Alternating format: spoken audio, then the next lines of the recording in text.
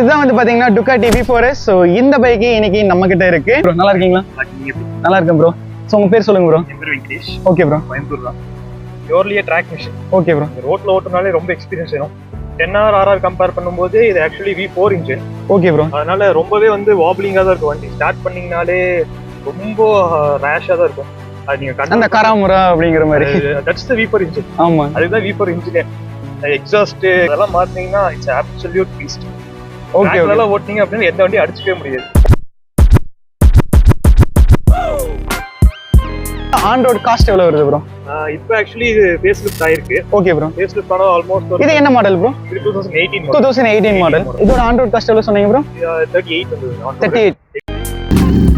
பைக்கோட பிளஸ்னா நீங்க என்ன சொல்லுவீங்க bro? Power. Ducati means power.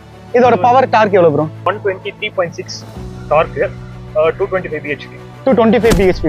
அப்போ உங்களுக்கு ரொம்ப எக்ஸ்பீரியன்ஸ் ஸ்பீட்ஸ். ஓகே. நீங்க இந்த வண்டி ஓட்டுறதுக்கு மட்டும் தான் ஓட்டுறது.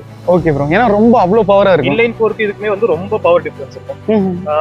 பிளஸ் ஆர் மைனஸ் சிசி இது வந்து கண்ட்ரோல் பண்றது கஷ்டம். இந்த பைக்ல என்னென்ன அக்சஸரீஸ் வந்து ஆட் ஆன் பண்ணிருக்காங்கன்னு சொல்லி பார்க்கலாம். சொல்லுங்க ப்ரோ. டேங்க் பேட் போட்டுருக்கு. டேங்க் பேட் போட்டுருக்கீங்க. டெயில் த்ரீ போட்டுருக்கீங்க. Ducati பைக்கோட கிளியர் கிளட்ச் கவர் போட்டுருக்கு. Okay bro. Grips add on பண்ணிருக்கு. Okay bro. ஸ்பாயிலர் போட்டுருக்கு. இந்த கிரிப்ஸ் வந்து ஒரிஜினல் Ducatiயோடது இல்ல நாங்க ஆட் ஆன் பண்ணது. Okay bro. ஸ்பாயிலர்ஸ் போட்டுருக்கு. Okay bro. அப்புறம் எக்ஸாஸ்ட் மெயினா. எக்ஸாஸ்ட் வந்து மெயினா வந்து போட்டுருக்காங்க. So Akrapovic exhaust full system. இதோட காஸ்ட் எவ்வளவு வருது ப்ரோ? இது மாட்டும்போது ஆல்மோஸ்ட் 6.5 வந்துருச்சு. 6.5. இப்போ சோ சஸ்பென்ஷனை பத்தி சொல்லுங்க bro. Suspension completely reborn suspension. Okay bro. Electronically adjustable. Okay. நீங்க ட்ராக்ல ஓட்டுனீங்க அப்படினா உங்களோட வெயிட்க்கு ஏத்த மாதிரி அப்படியே அட்ஜஸ்ட் ஆகும். ஓ அடாப்டிவ் ஆயிருக்கு. அந்த ஸ்ட்ரைட்ஸ் வந்து பாத்தீங்கன்னா வண்டி வந்து ரொம்ப ஷார்ப்பா போகும். ஓகே. கார்னர்ஸ்ல வந்தீங்கன்னா நீங்க வந்து பெண்ட் பண்ணும்போது கூட வந்து ஸ்லிப் ஆகாது.